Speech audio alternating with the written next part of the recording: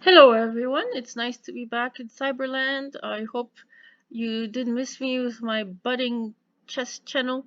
I've started another one, another section regarding a different theme that includes COVID and the fact that I did get COVID and I'm just now coming back to the land of the living, and I'm really excited to talk about this game.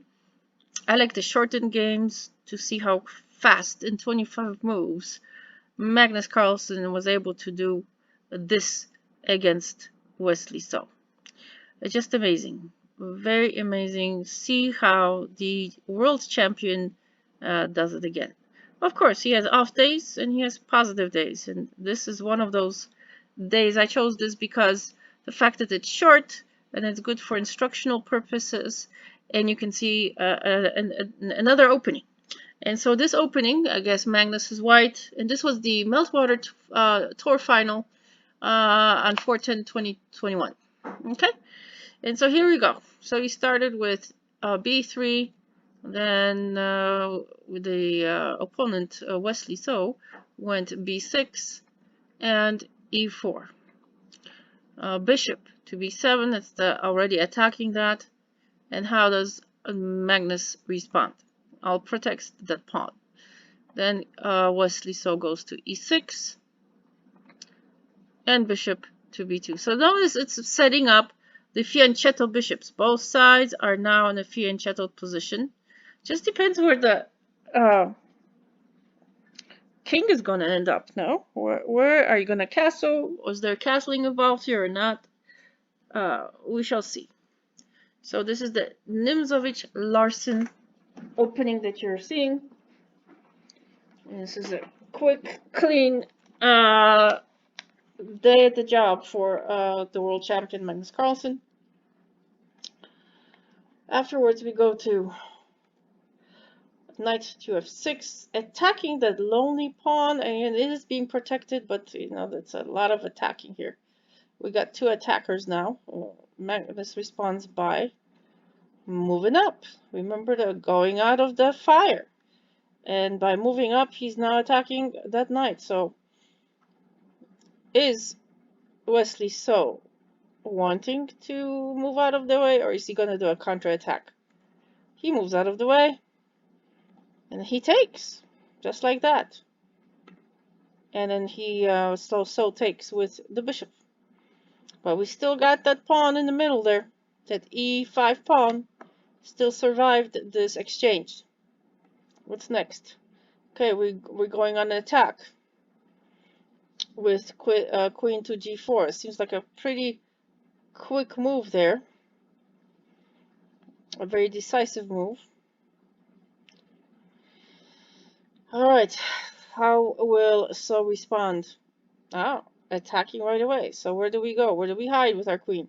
Just moved out of the way. Okay, supporting this pawn. This e5 pawn again. Okay, so we're going to attack this queen again.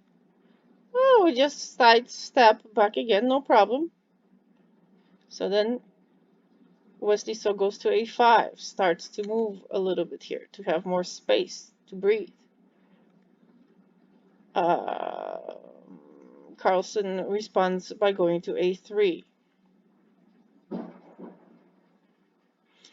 Notice it's protected by the bishop still, the b2 bishop. Okay, then we move back. So this is a sign of retreat. Maybe it's good to retreat, but it's still retreating at this level is a psychological thing. Uh-oh, I am going to either have a better plan or I'm retreating to do something else. We shall see. Just sometimes retreating is necessary, but sometimes this is retreating. This is only the 10th move. We have not castled yet. And Magnus is in a better position to castle if he did decide to castle. He's like a tempo behind here. Wesley is not in the same tempo here. He's playing catch up. Okay, knight to f3. Very sharp play again. No room to breathe. No joke. It's kind of like with COVID. When COVID attacks you, the oxygen is getting cut off and you're fighting to try to figure out, your body's trying to figure out how. Anyway, that's another video I made. Okay, continue. We continue to G4. Okay, the pressure is going on. With the knight being attacked, knight goes out of the way. Do we want to get rid of knights again or something? So that's the knight goes to c6 for black. This time Magnus did not take. He sidestepped. So he might want to use this knight in some sort of future attack if he did not want to exchange. Well, then if you follow through, you have to check whether exchange was going to be pro for you or not. Right now, I'm just giving you a general guideline of how this game went. I'm not going deep with it. I'm just getting over COVID, to give me a break. Alright, so then we go to bishop to h6, attacking the queen. So it's like this queen is really bothering So he's really like focusing on how to get rid of this queen. For some reason, he doesn't like this queen, and now he's moving again towards trying to get rid of this queen, putting pressure. So queen just sidesteps to c3. Now he goes after attacking that pawn. So he protects. Magnus just moves up to protect. It's a little tight here. Let's see how we shall maneuver this. Then we go to d6 to destabilize the middle here, attacking the e5 pawn, who has been here for quite a while now. It's not been moving anywhere. So Magnus decides to move on up, kind of getting closer to that 8 rank, you know. That's a little bit, and it's also one step away. Well, it's not being protected. Well, it's not protected by the knight. See how this preemptive move of the knight, maybe that was his plan. So have the knight planted there on b5, and he knew he had a plan. You can see that he had a plan. By taking this, he now is being protected. And what will So do to respond? He takes and moves on up here. Very interesting. To h3 is attacking that pawn. Okay, so he's protecting his pawn. He's getting heavy duty here, very heavy duty. What will happen next? The h pawn is taken, and then it's taken. And wow! And it's look at that. That's like a beautiful exchange here. Now, is it even? You figure it out. I just said COVID. You figure it out. Is it even exchange or not? You figure it out. Okay, you slow this down and you figure it out. Alright, so there's lots of exchanges there, but what do we have? We have an open file on the H file. And look at this queen might just want to sneak in there somehow. If this pawn wasn't here, maybe he's gonna get rid of the pawn next. I don't know. He still hasn't castled. This has not been castled. They have not castled. Interesting game. Alright, so he kind of is hiding there behind this. Queen to g3. Almost a preemptive move. It's still protected by a pawn. How was this? I think is a critical point here to respond, but what did Wesley So do? He just moved on up in the middle to attack that pawn. So Magnus ignores that pawn threat. He's after. Look at that. That was like a little tiger waiting in the shadows. Like a black panther, except he's playing white. And now he's attacking the... this is a better move. Okay, it's a heavier attacking move than just moving this down to attack the pawn. He's not attacking a pawn. He's attacking a bishop with a check. Okay? With a check. Alright, so this is, to me, the depthness of thinking here is quite extraordinary for Magnus Carlsen. Okay?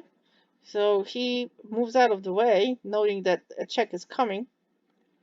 So now he still gives a check. Notice this crucial pawn is not being taken. Okay, because So has no time to take it. But it's going to be a crucial situation in the very few next steps. He tries to block. So this is when we take the pawn on e5. We still this menace pawn menace, the menace pawn. how will So respond? I mean, the heat. It's a chile. It's a habanero chile heat here. It is very, very, very hot stuff here. All right, so he's trying to save the situation by attacking the queen again. And he just sidesteps. But look at that. Sidesteps. This is extraordinary. Is he going to be able to do it, or will Wesley So be able to stop this? He does at least temporarily stop this, right? But what, it's kind of like he's baiting him to go on this side, but then he has a second plan that he sees. You see, this is the genius of Magnus, that he plans something that he does. If one area doesn't work, no problem, I'm just going to switch things around on you, and I'm going to get there another way. And this is what he does right here. Queen to d2. Okay, so this was whatever angle you take, this was a planned way to be able to do a checkmate. Because what can he do?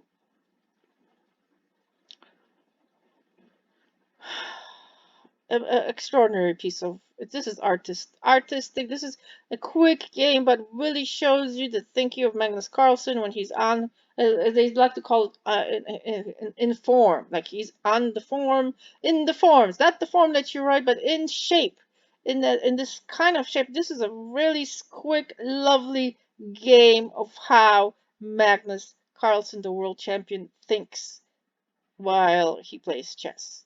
It's extraordinary, the depthness, the field of vision that he has, that he is able to see the board so well in a kind of like the like a Rubik's cube, but he's able to like calibrate his moves. He can calibrate his moves that if one thought does not work, he can turn around and quickly find a different way. Amazing, like a level of deftness of thought, like a not like a three-dimensional. He, like if you see a triangle, he sees a pyramid. You see what I'm saying? And then they can go into fourth. It's like being able to see deeper. The conglomerations. It's amazing.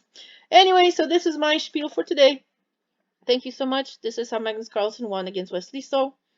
And thank you for listening. I'm glad to be back. Please support my channel. Take care, you all, and stay safe.